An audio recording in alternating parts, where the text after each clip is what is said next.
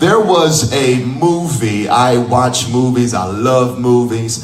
I'm not like my wife. My wife is a whole connoisseur. She knows like who won best actor and all that crap. I'm a little ghetto, so all I do is watch it. If I like it, I like it. If I don't, I don't. She's going to watch the academies and know people's resumes and all of that and probably vote somehow. I don't do that. Don't have the time for that. But there was a movie in the 90s with Denzel Washington, and it was a movie about a demon called Azazel. And it was called Fallen. And in this movie, they would walk up and down the street, and Azazel was a demon that transferred by touch. And there was a song that this devil would sing when it got ready to go from person to person. It was a time is on my side. Yes, it is. That they would declare that time was on its side. And I think that was a very, very, very interesting song because it suggested that whoever understands time can win the war. And this is something that the body is yet to completely comprehend because we think that our greatest power comes with our volume or our, I don't know, our gifts or our relationships. But one of the most mistreated weapons that you have is your understanding of time. What you do with time. I'm going to preach this Sunday, but so if you hear it again, act like you ain't heard it before. But this is why wrong relationships, even if you're sitting next to them now, are so dangerous because a part of what they do is waste your. You don't want to be honest. This is why wrong friends are bad, because while you're trying to build with the wrong people, the right people are trying to find their way to you, and in the middle, what you're giving away is all of your time. Time is a very important currency. Many of you are broke because of what you did or did not do with your. We are people who almost live in abuse of time. The writer of Proverbs says, look you lazy sluggard. That's not the Stevenson translation. It literally says that.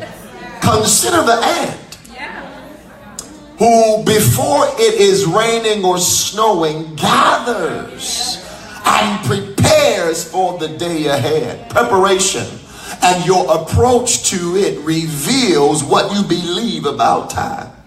And many of you want a lot of money, don't you? Like, give me the money, I'm going to be blessed, this is my season. And the reason why it's trapped in the second heaven is because the only thing more expensive on earth than money itself is time. You can't spend it the right way. There are time budgets. There are time allocations. And so there are 3 terms I need to walk you through. I'll promise you I'll scream at you at the end. But you not only need to know time, you also need to know times.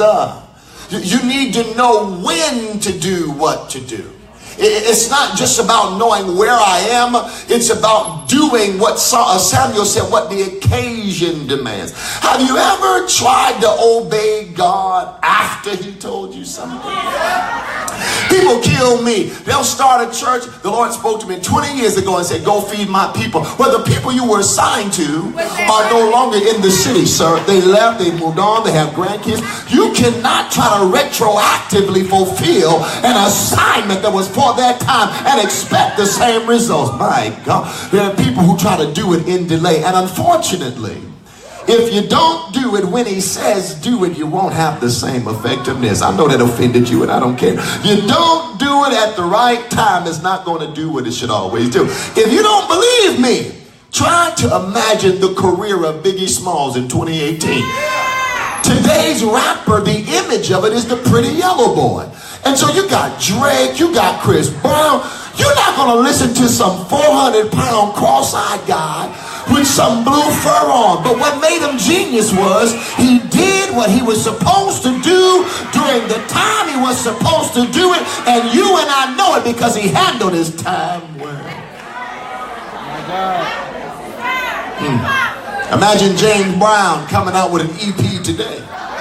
We'd be like, this fool don't sit down, scooching across the floor with, and what is that on his head? You see, time and times determine how you appreciate the greatness before you. So it matters that you do what you're supposed to do in the time you're supposed to do it.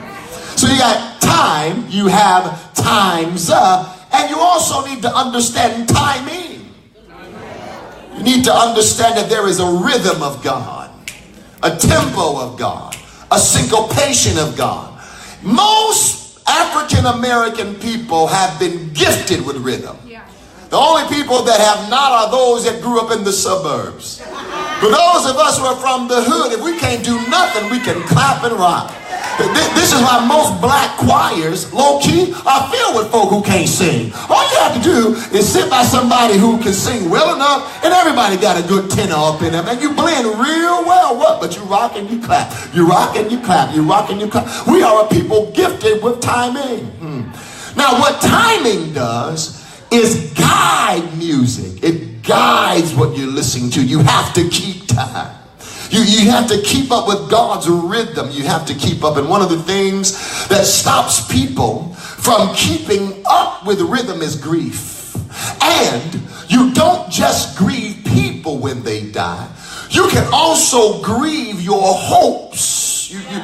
You can grieve things that's not physical. I had hoped to be here by now, or I thought my life would be like this by now. I should be married by now. I should be further than this. I should have finished that. Regret, therefore, beloved, is a thief of time. You're supposed to spend time in regret so that you don't keep up with what God is about to do. Depression is a time thief. I'm trying to put this up for you the right way so you could see that the devil is not just trying to steal your joy, and he's not just trying to steal your peace. He's not just trying to mess with your kids. He's trying to get you to frustrate your time and to realize how powerful you could be if you could wake up Monday and give God that time, and wake up Tuesday. There's a lot that you can do with 24 hours, but the devil has got a lot of you trapped in regret, so you can't do what you need to do with the time you've got to do it.